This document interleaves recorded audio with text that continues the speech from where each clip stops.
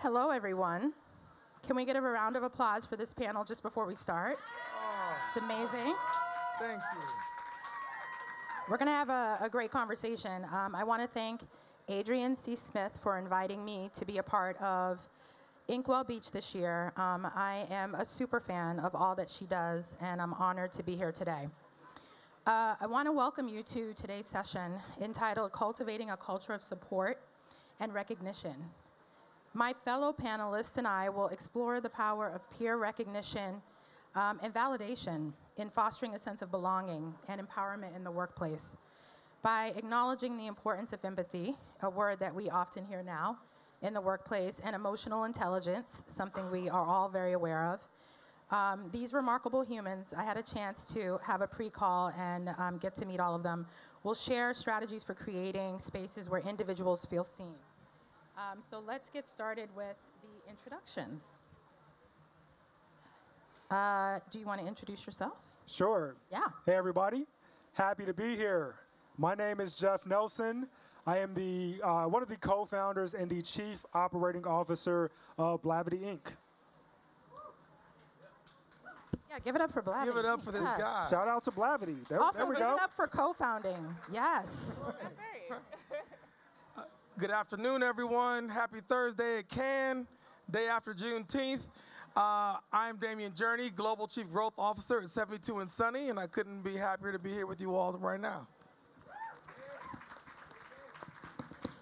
Hey, y'all. I am Denisha Lomax, EVP, Head of Client Inclusivity and Impact at Digitize, and I'm thrilled to be sharing the stage with my friends. Yes. Absolutely. Welcome.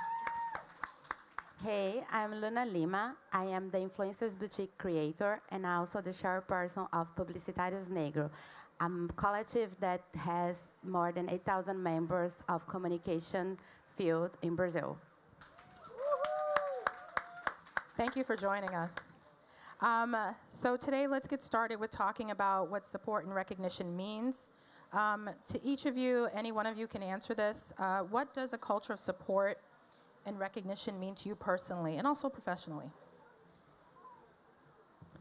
I think on the surface, when we talk about the word recognition, what immediately may come to mind for many of you is sort of recognizing people's contributions in the workplace. And while that is a part of it, what I take that word recognition to mean is to recognize the person as a person. That is recognizing them beyond just being an employee. Recognizing them as more than just somebody who's on the team, but recognizing that they are a person who, in addition to showing up in the workplace, they also have a home life. They also have a family. They also have friends. They're going to have ups and downs. And so whether you are a leader, whether you're a co-founder, or whether you're a senior leader, or whether you're a peer, when you are trying to craft a team and build a culture where people are recognized and therefore supported, for me, it starts with the recognition that recognition is about the person as a whole. And everything naturally flows from that. So the surface level things that immediately come to mind when we think about, recognizing people's contributions. You did a great job on that assignment, or, these are the people who contributed to this great success that we had. Those low-hanging fruits naturally stem when you recognize people holistically as people, and the totality and the 360 nature of what that means. Nice. Exactly. Very well said. You covered, I think, recognition perfectly, so I'm not going to touch it because I don't want to embarrass myself. But I want to talk about support. I'm an engineer by trade. Shout out to black engineers. I see my man Bob in the front of the room and all the other engineers in the space. Support to me is a very mechanical, physical thing. Supports can come from the bottom, like you find in a lamppost. Support can come from the top, like you might find if you're in one of those swinging trapeze type things. The key piece, though, is there's something there that's helping to hold you up. And I think part of our jobs as black and brown people is to find a way to hold people up. And sometimes that holding up is when you're holding somebody from the bottom. And other times it's when you're holding them up from the top. As you become more senior, sometimes you're holding them up from the top. And when you're more junior, there's moments where you can actually support someone by being a damn good teammate for them, even if you're below them. And I think when you can find moments in organizations to support people, you have to do it. And when you don't, you're missing a step for the organization and for the culture. Yeah. Well said. I love that. There's something you said, Tiffany. You said personally or professionally. And what I like to say is you can't take away the two. You're your professional self, you're your personal self. And so I'm also a mom of two, and I bring that identity with me everywhere I go. And so identity is at the root of understanding how you can recognize and support a person. But that means taking a step back and truly understanding what the people on your team, people outside of your team, the people you engage with every single day need. And it changes from day to day. So you as a leader, you have to be flexible and letting people come to you and engage with you so you can understand what that support may look like.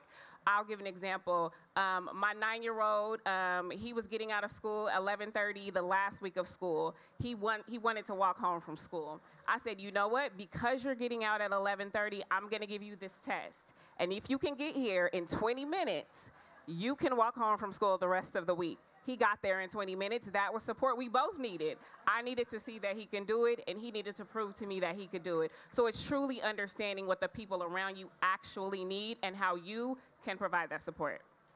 Love that. Luna? Wow, I would go even further, connecting some of those things that I heard here.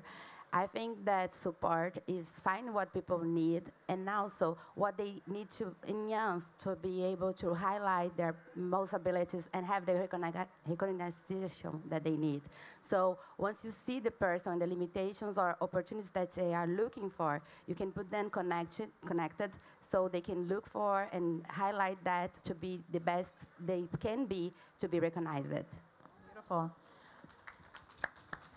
I want to share something regarding the importance of support.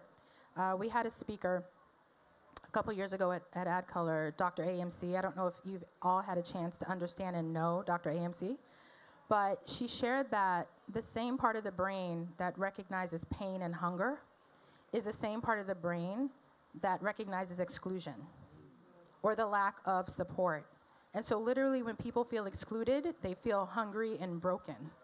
And so when you talk about the importance of this emotional support, seeing people for who they are, you're really feeding like a primal need to be seen.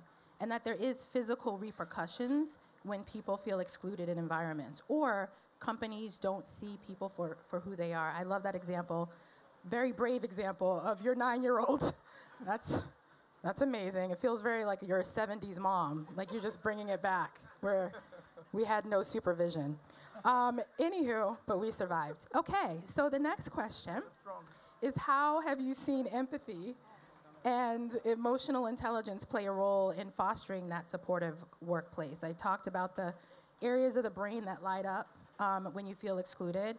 How have you seen, emotional intelligence really work to enhance a workplace? So my background is in software engineering. Whatever stereotypes you have of engineers and software engineers, probably true. Working with a team working with a group of people where typically there stereotypically isn't as much emotional intelligence, right? And so in trying to build a company where at Blavity, ultimately what our mission is, our vision is to make a world where black people can be happy. That's ultimately what it boils down to. And so when you're trying to build a team that is building technology at a very fast pace to do that, as a leader, I knew early on that it was going to be my job to make sure that we operated differently than other engineering teams. So one of the cool things we did, we actually built a Slack bot for, but you can just do this with a Google Sheet, an anonymous Google Sheet. What we did is, what I have the team do, the Slack bot will prompt them every day, but it will ask them 2 questions to rate on a scale of 1 to 4. 4 being great, 1 being not so great. And the results are collected anonymously for the entire team to see. But the questions are, how are you feeling about your personal life? How are you feeling about things going on at work? And the purpose of this is not to single anyone out. It's not even necessarily to discuss the why you're a 1, 2, 3, or 4. But it's for me and everyone to at least know where we are as a team. To know where each individual may be, even though we don't know the particulars of who it is, but where we are as a team.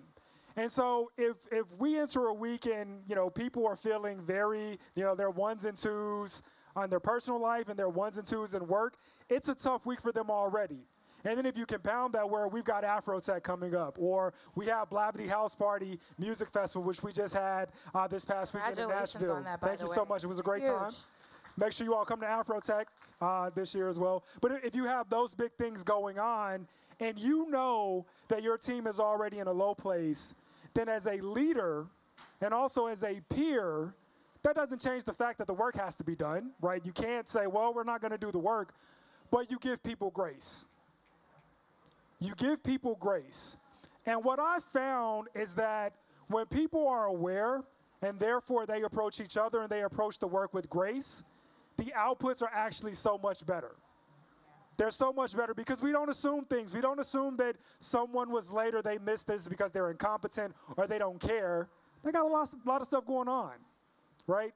And so just those little things where you actually make it so that there is space for people to be honest about how they are feeling, both about the work, about in their personal lives, and they can at least shout out and say, hey, it's not a good week for me. I'm going to show up, I'm going to do the job, but I'm going through some stuff. Yeah. That actually allows them to show up and do the work more effectively. And I think what you're doing is creating a safe space, emotional safety, because even those surveys, anonymous or not, but obviously anonymous, are sending a message that you care about their emotional state, therefore their work state. Do you have any examples? You were going to go? No, go ahead. I went first last time.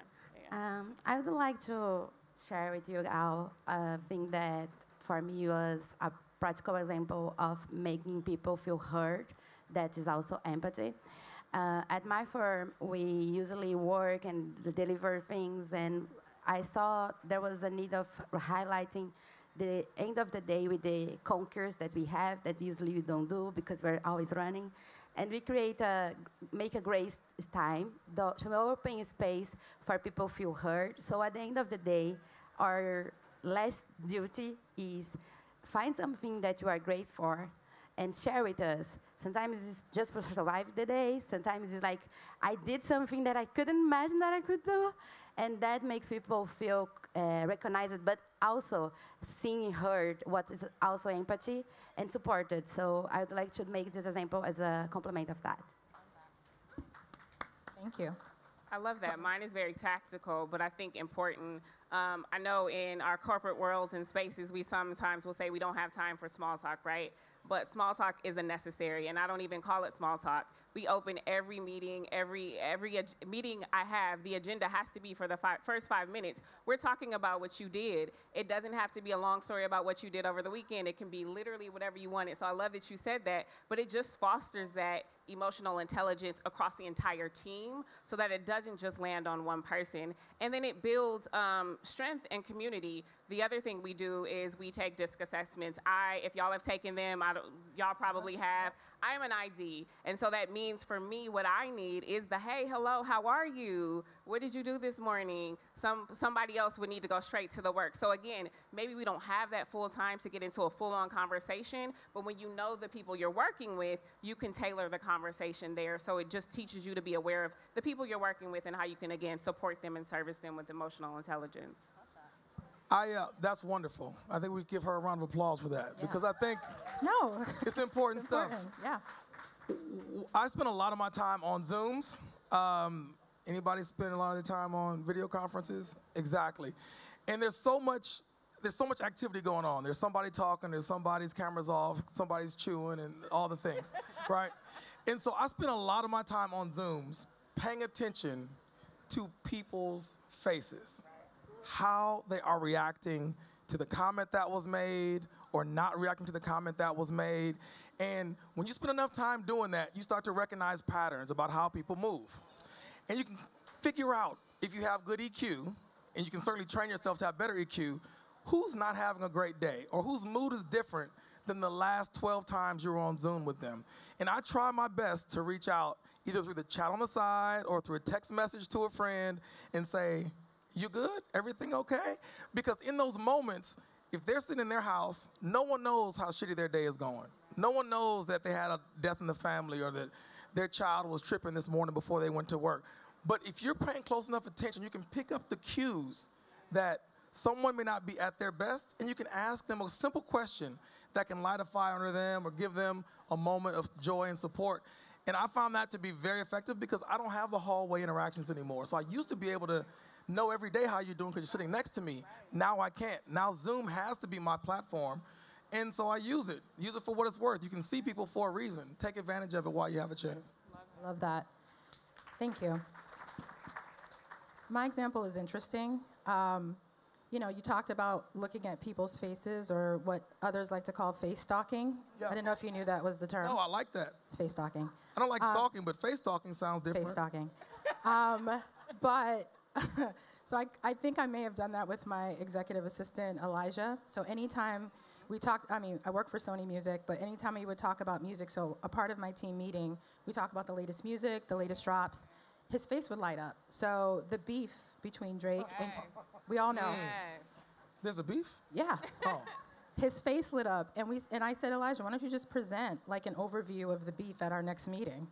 And he did a 10-page PowerPoint presentation Yes, Elijah. Yes. on the beef. Yes. Did he say that Kendrick won? Did he say that? Well, and then right when we finished the conversation, a new diss track dropped. Wow. But what he also did was like the sub beefs. He did like Nicki Minaj. I mean, he went in. He had a beef map? No, he had a beef map and well, it was a heat map. But the point is that for Elijah, you know, on my team, everyone can contribute. Right. And it's that kind of moment where I could see his pride. And ever since then, he's kind of our go-to expert on all things, not just beef, but all things. And I think just taking that moment, as you said, of paying attention to how he responded when we talked about music, and then what led to what I thought was just going to be a conversation, and he dropped a 10-page PowerPoint, was just a truly special moment for me. So I think about that emotional intelligence, like you said, is paying attention to people's superpowers in those quiet moments, which is what many of you gave examples of. Thanks. Can you send me the map? Yes, I will send you. Thank you. I really need it. No, it's really good. I think we all need it. I know, I'll PDF it. It's really good. We talked about creating supportive environments, and I think many of you hit on the supportive environments that you've created. But how do you address the challenge of maintaining supportive environments in the face of negativity or things that are going on in the world? I mean, we are here in this beautiful south of France, but the world it feels like it's on fire. So how do you maintain that support and that grace in that environment with essentially the world being on fire? I can start that. Yeah. Well, since last time that I've been with my squad from the collective at Cannes, for example, I could see the ESG forces in the companies and brands shrink so much. And when I saw the challenge to try to come back or even put more advertising with Black creators, I noticed that the industry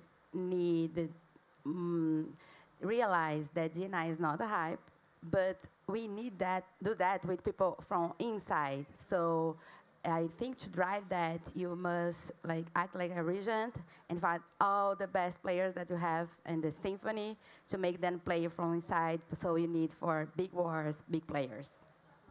Thank you. I think intentionality is a really important part in that. If you're a person who is helping to drive culture and provide support and recognition for people, it takes a certain amount of energy to do that. Like, if you're a computer, there's a certain amount of CPUs you have to dedicate to doing that on a regular basis. And I think you need to just continue to dedicate that time and energy, because I think what's surprising a lot of times is people recognize that you're one of the people who helps to keep that going, and if you pull back, they'll recognize that as well. And so it takes real focus on trying to make sure that's as equal in your job, especially if you're a people leader, as all the other parts of your job are. Because if you're doing that, probably some others aren't, and frankly, some others might, based on your example, but you have to be focused on making sure that happens. Otherwise, you let the work get in the way, and then you'll find that there's other people in your organization who've lost the support that they need, and you'll start to lose productivity, and you'll lose some of your best talent. And so I think it's just a focus on doing that part of the job as part of the job, and not just something that happens on occasion when you think about it. I agree 1,000% with what you said, because the job is people, right? The job is taking care of our people, supporting our people like we talked about earlier. And that also means giving them the space to talk about things that are affecting their day-to-day, big culture, little culture, and anywhere, everything in between. And while we are, as leaders, providing that support to them, I think it also is a note to us that we need to create those spaces where we can also be poured back into after we are giving to others and to people on our team. So I think I don't have a different answer, but I would just encourage us to think about how we can find those spaces where we can get our cup refilled, because we are doing that work. 100%, Yeah. that's right. And it's a good segue, because one of the things that I am a champion of and always have been is vulnerability. And, you know, the question is really about sharing a time where, you know, vulnerability as a leader led to a positive outcome. I'll certainly share my moment. As a breast cancer survivor, in order to keep surviving, I have to take a very powerful medicine that causes brain fog and has put me in early menopause. And so, you know, I went from like really being super, super, super sharp and like remembering every single detail to, in some meetings, forgetting. And so, you know, after the third time, I just told my team, I was like, hey, this is a very powerful side effect of a very powerful drug that's keeping me alive. I just want y'all to know. And so what has occurred over the last, I would say, 2 years is that I now have a team that knows that, and I don't feel the shame of when I have those sort of brain fog moments. You know, any member of my team will step in and sort of help me move to the next conversation or part of the conversation. And it didn't realize how impactful this side effect would be on, you know, just my day-to-day interactions. And it's just been really beautiful to see that because I shared that vulnerability with my team has in turn shared their vulnerabilities. So we've really laid everything out on the line. And as a team, our communication has become so much more powerful, authentic, transparent, and honestly emotional. Like, we've cried in front of each other, certainly laughed. And we also have given each other high fives when we have those professional moments that are amazing, those highs, but also we've embraced each other when we've had those lows.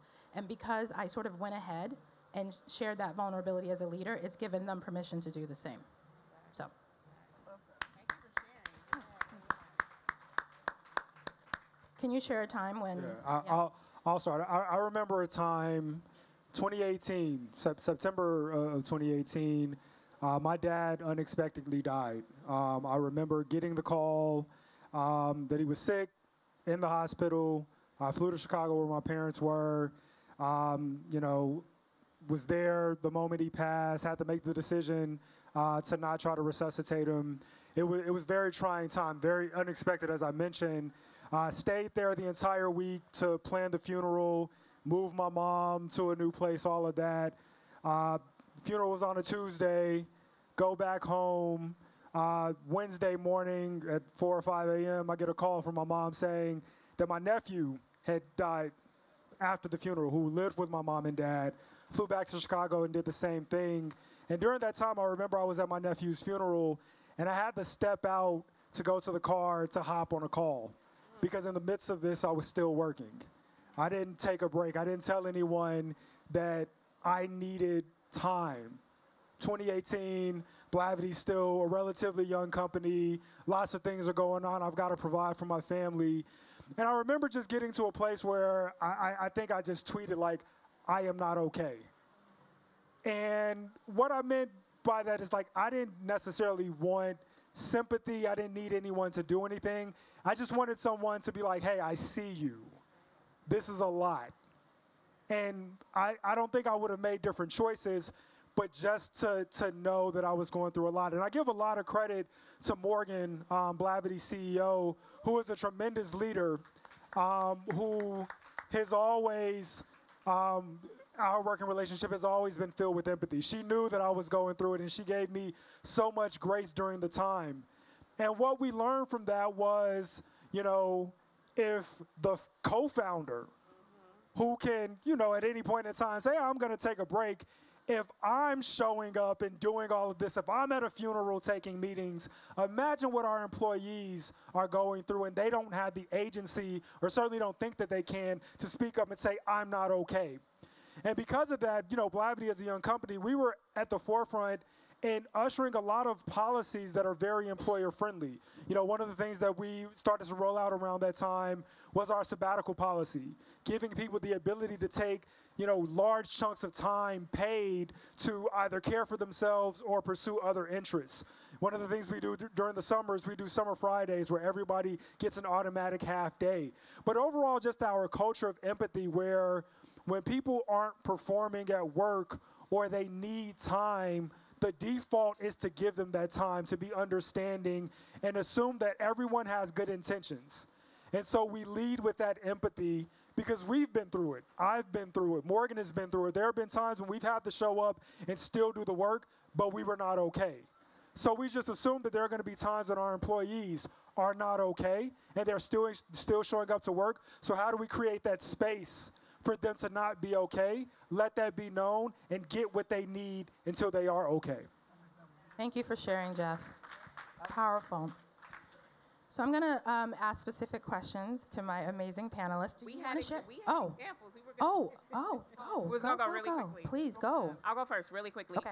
When I started, You don't have to go quickly. Okay. Just- Okay. When I started at Digitize in 2018, I was going through two things. I was going through a difficult divorce, and my daughter was just getting into a different type of therapy. I've shared this with many folks before, and I shared this with my team, but my daughter is on the autism spectrum, and we have been on this journey since she was 4.5. But I let the people I was interviewing with, and once I got hired, know, because listen, when it hits 4 o'clock, or if someone calls me from the school before 4 o'clock, I am getting up to leave. I have to go. My daughter is important, and this is the situation I need to have. And so, thank you. In opening up and just kind of being open and honest there, I can honestly say I come from a line of women where you don't be telling everybody your business, and you don't have your business in the streets, okay? But I had to let that go because I'm a single mom. I need to provide for my children, so I need the job. But also, I'm going to need y'all support for when I'm away and I jump back on later. And I'm going to need that, and I'm going to appreciate that. And so opening up and kind of telling my team that we started to hear other people kind of open up and tell their own stories about what they're dealing with and when they may need to take time off. And it was very much so, do what you need to do, put the block on your calendar, let me know. We don't need to know all the details, just take that time. And I can appreciate so much what you said about we as leaders, we often forget about ourselves, but my situation, I couldn't forget. I have children who need me and who need me to be there. And so it's just so important to take away the stigma of telling your story. It's so important to put that pride aside because no, you are not perfect, even though you may want to seem like you are. People need to be able to help you, and doing that as a leader really teaches the next gen to do it as well. Thank you for sharing. Thank you. So I live in the Bay Area, which might be the most liberal place in the country. What? And that's what they say. And it was 2020. Right around late May, and this thing happened where a black man was killed, and we all watched it on television. And I was working for a different company at the time. I was the senior most black leader at the company. I was one of the very few black people at the whole company, as it turns out. And I noticed that a few of the black employees weren't okay because, hell, I wasn't, and I figured they may not be as well. And my wife and I had just had our second child. It was a little boy. He was 2 months old. So you're holding your two-month-old son, and you're watching somebody kill a black man on television, and you can't help but wonder, what the hell did I just do, bringing a little black boy into this world? And as I began to deal with the emotion of all that, I remember one night my wife went to bed, and we'd had a discussion, and it could not leave my spirit. I go to church, I love God, he loves me. I love the Lord, he heard my cry, but he doesn't talk to me many times, not that I can hear, not on email or anything. But in this moment, I felt like he was telling me to do something. So I jumped in front of my computer and I wrote a letter And I'm an engineer, so you can imagine the words were all mangled and commas in the wrong place and stuff. But I poured out how I felt and how I was feeling. And I penned this letter to the company. And I then PDF'd the thing and sent it to the entire organization. And then I went to bed. And I woke up really concerned, like, what did I just do? I just sent an angry, emotional black man letter to the entire organization, of which there's one other black dude and 2 black women. And how is this gonna go for me, and how's it gonna go for them? Because I've just shared my innermost thoughts about what it feels like to be me in this exact moment in time. And I was shocked by the outpouring of emotion that came back. The number of people who had very close black friends or were married to someone who was of color or who were emotionally touched by it. And as a result of that moment of extreme vulnerability, which if you'd asked me the morning after during my coffee if I wanted out or back, I was like, give it back. I don't think I wanted to do that. But what I learned after that was the entire company rallied around the concept of we don't know enough about what really goes on in the black experience, and we need to do better. We were in healthcare. We can't serve people if we don't understand them well. So we created a speaker series where we brought in people to talk about it. And our very first speaker series was a black dude who was a former police commander in Oakland Police Department. And he came in to talk to a mostly white organization about policing, about profiling, and about how the black community felt about it, which was really an interesting dynamic because he was both a black man all day and a police man all day. And so the organization learned a tremendous amount through the experience, and the speaker series continued. But it was a moment where my vulnerability helped out a lot of other people, and I wasn't expecting it necessarily, and it turned out to be a pretty good thing. Thank you for sharing. Yeah, that was a pretty catalytic moment for a lot of us, particularly those in DE&I. But more importantly, a lot of our colleagues woke up and figured out that we were black that day. And the notes, the conversations, I'll never forget. And we had that window, that moment of time. My hope is when we hear about what's going on in the world, that window feels like it's closing, but we still have to persevere. Many of you covered, which is good, a lot of the questions that we had for you specifically, and thank you for sharing. I want to get into some closing details or the future of the workplace. Excuse me, future of the workplace, and the future of workplace support. Really, we're at Cannes and we're talking about trends. So, what do you see as future trends, any sort of tidbits or tea about creating supportive working environments? I think we're all pretty versed in some of the common ones, but what are some of the ones you see happening now or coming in the future? Well, I will start since I didn't answer the last one. One of the things that I've been seeing most happening here and all places that are trying to talk about trends are deeply connected with AI and all the possibilities that it has. And who already tried or used AI somehow here, please?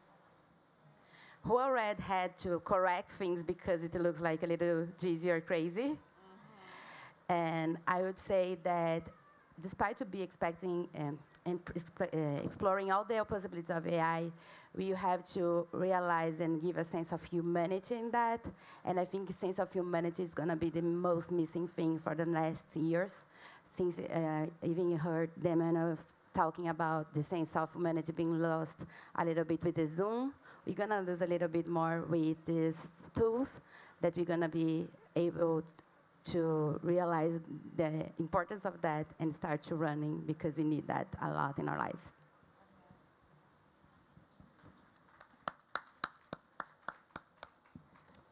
I don't think it's actually that innovative, but I think it's taking us back to our roots of what it means to be a human being and have a human experience. There's so much, AI has been here for a while. We've been talking about it. Those of us who work in biddable spaces have been using it. It's evolved. Now we can do different things with it. But I think it means so much to build your teams to make sure that you are engaging in a very human way. One of the things as a first-time attendee of CAN that I've been very surprised by are the serendipitous moments of interaction that if you take a step back, you may not think they are intentional, but they are, because it feels like the conversations we're having are different than the ones we would have back in the States on Zoom or even in person. So how can we start to infuse some of that life and breathe some of that newness, which can be considered innovation, into the work that we're actually doing, so that, bringing it back to DE&I and intentionality, it can be infused throughout the work that we do all the time, every single time. And so I'm excited about what can come up from creating new spaces in the marketplaces, creators having a bigger opportunity to be in spaces like this and kind of leading the conversation, small businesses, entrepreneurs, creating new media moments, creating new creative moments. And I think that's what the beauty of this can bring, and that's the innovation that I'm excited about. One of the simple work tools that I have seen populate the landscape a lot in the last few years are these micro feedback platforms. There was a time in my life where you got feedback from your manager twice a year at best, once a year was more typical, and that was the moment in time where you would understand if you're doing a good job or not.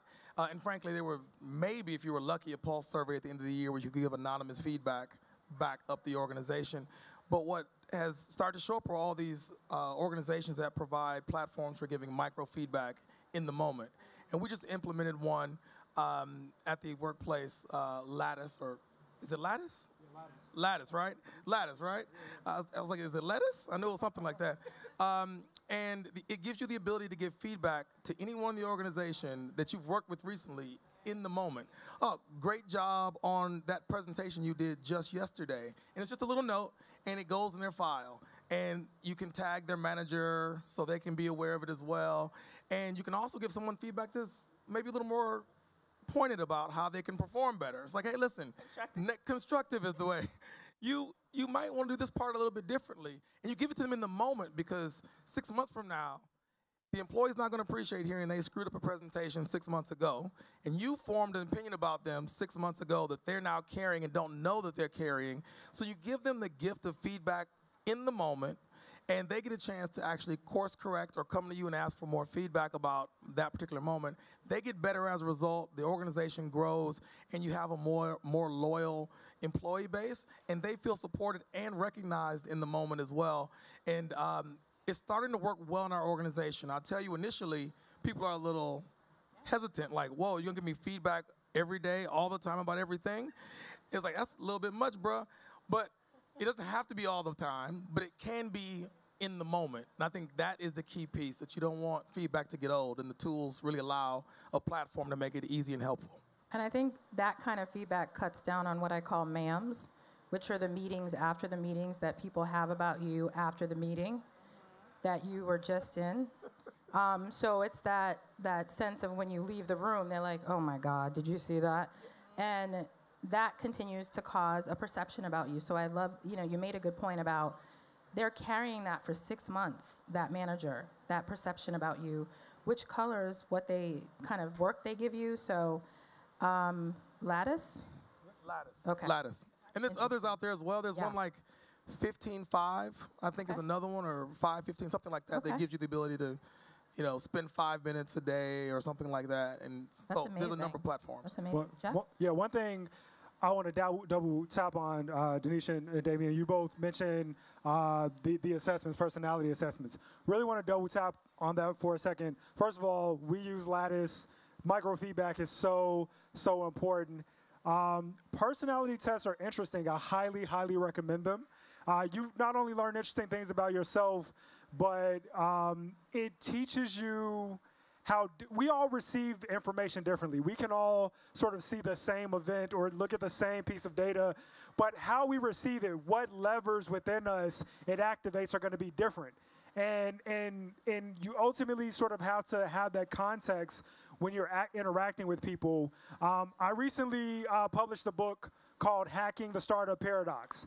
I encourage you all to Can we just talk about publishing a book? I encourage you all to go buy flex. it right now, actually, on Amazon. Yes. Hacking the Startup Paradox. But in it, the purpose of the book is really to help entrepreneurs think about how to start a company. And, the first chapter talks about building a team. And what I talk about is part of what I talk about in this book are these personality assessments. There are so many platforms where you can go and do this. One of my favorites is 16personalities.com. The reason why I think this is important, one of the things that I've seen, and I think it's interesting, is actually having people take these assessments during the interview process. Now, before you get worried, the employer doesn't see the results. So it's not meant to weed anybody in or out. But what it does is it allows the candidate to understand how their personality matches up against the job description, and also the personalities of the people with whom they'll be working, so that they can understand and say, okay, this is who I am, this is how I receive information, this is how I like to work, this is what I'm good at. This is what I know what the job description says, but also based on this assessment, is this going to be work that I enjoy? Is this going to be work that I'm good at? Am I going to feel stressed out? Am I going to feel encouraged, empowered? But also, my mindset is I'm an empath. I'm very empathetic. Am I going to be working with people who don't have that? And therefore, when there's something that comes out, I need to take it and I need to process my emotions, right? Because in order for me to excel, I've got to make sure that I'm emotionally centered. Am I going to be working with people where they're the exact opposite of that? And if so, is that a place where I'm going to be set up to succeed? Equipping the candidate with that context and that information so that they enter and they, one, can understand their team beyond what you're telling them, but they can also understand themselves and really set themselves up for success. I think that's really, really powerful and really, really important. Thank you for sharing. When you said 16personalities.com, I thought, was it to discover your 16 different personalities? That could, So I just want to clarify. depending on the day you take the test, your personality might be different. I just wanted to clarify. Because you said it so smooth, and I was like, wait, is It's a that derivation. the right site? It's based in Myers-Briggs. Based Yes. on So Yes. ENTJ, INTF, Are you all an that sort of ENTJ? stuff. Well, it changes over time. Were you Depends first on the diagnosed day. as an ENTJ, ENTJ? yes. I knew it. Yeah. So at 17, I was diagnosed, I like to use that term, as an ENTJ through Inroads, any Inroads alum. And getting that information at 17 put me on a crazy path because Tiff was not having anything that didn't serve ENTJ. I heard that. And I think when you get those kind of assessments when you're still developing, it's very interesting. But I definitely am a fan of personality assessments. My team has gone through it, and it's been like a game changer for us in terms of, to your point, if you're an empath, if you're analytical, you know the kinds of things that each person should do. When we talk about, building stronger teams, one of it is these personality assessments, but we're here because we're talking about don't believe the hype, D&I will never die. And so we haven't mentioned it as much. We certainly have talked about aspects of it, but how do you think D&I supports a culture of support and recognition? I think D&I support a culture of recognition with the plurality that it brings when you include people that are from different places and backgrounds. And because of that, I think what we have to provide is a broader perspective of sustainability for companies, brands, and business. Thank you.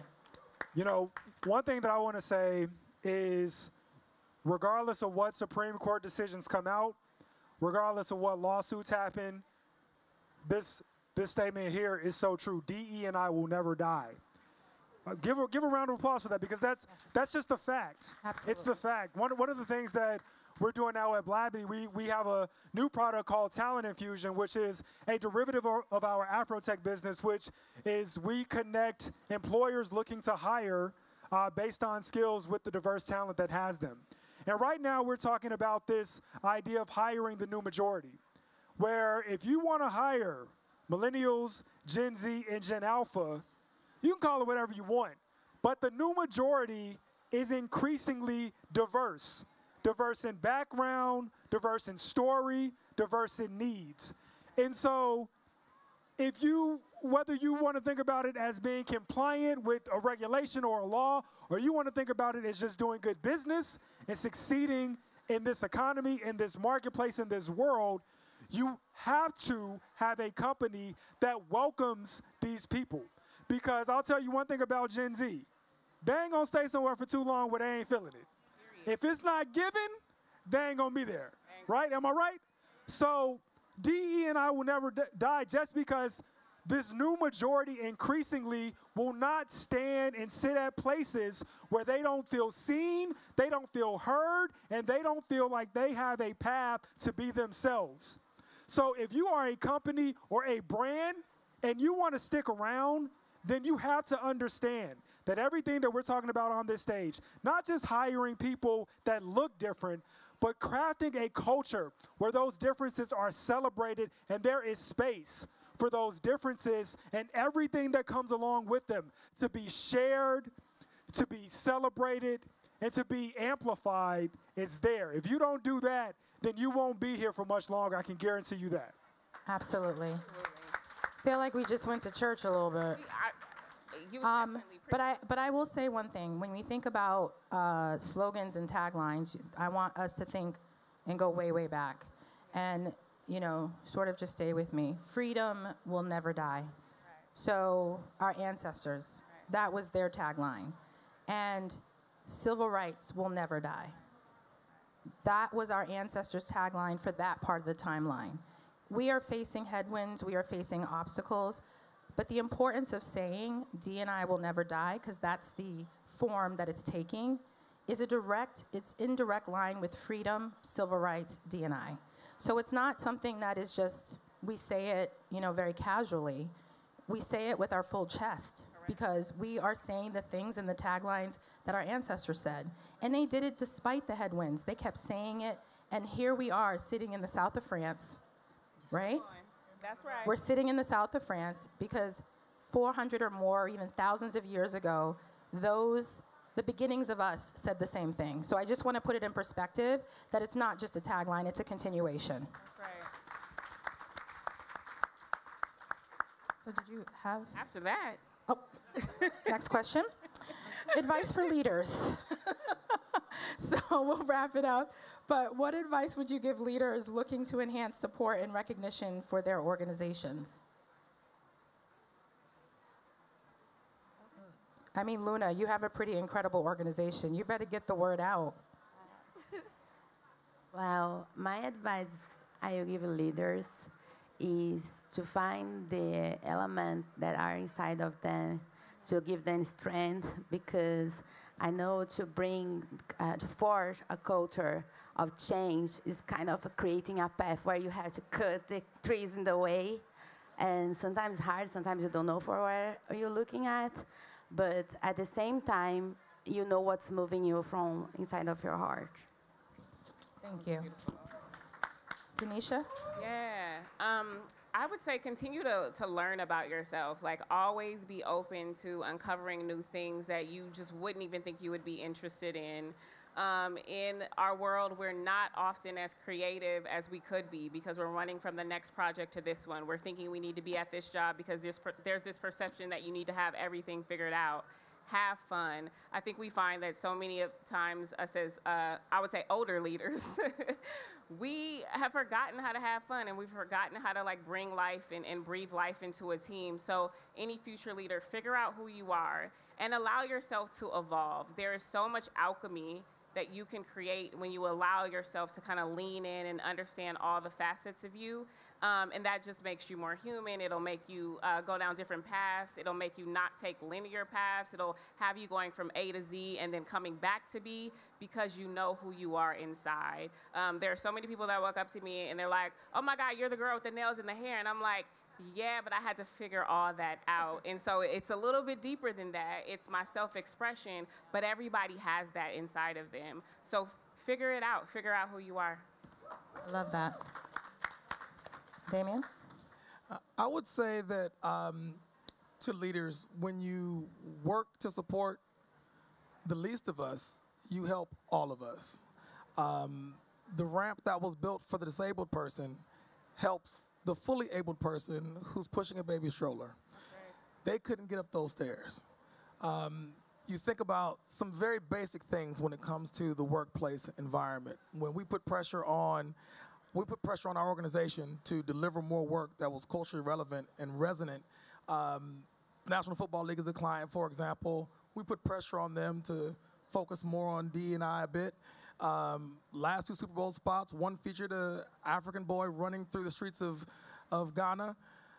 The other one featured a Mexican woman wearing flags, running through the streets of LA. The woman found herself in the Pro Football Hall of Fame. The African boy is on the way to doing great things. The African diaspora is impacted by it. The brand is swole all of a sudden, and awards are coming left, right, and sideways for everybody. It wasn't just that you were helping just one segment. The entire, in this case, both organizations benefited from focusing on the marginalized group because everyone benefits when there's a ramp. Thank you. Amazing. Jeff? What I would say to leaders is to remember, it's 2024. Time is weird, I know, but 4 years ago, we all had a shared experience that changed so much. And during the pandemic, when we were all working from home, what we realized is that home doesn't necessarily pause when we're at work. And that's a reality, Denise, I think about what you just said, that black people, women, people who have responsibilities, disproportionately more responsibilities and disproportionately less support for those responsibilities, have known for a long time. When you're at work, but you still have to make sure that your child gets picked up because there's no one else that can jump in if an emergency happens. When you're at work, but you also have to care for your parents or a loved one, you have all these responsibilities.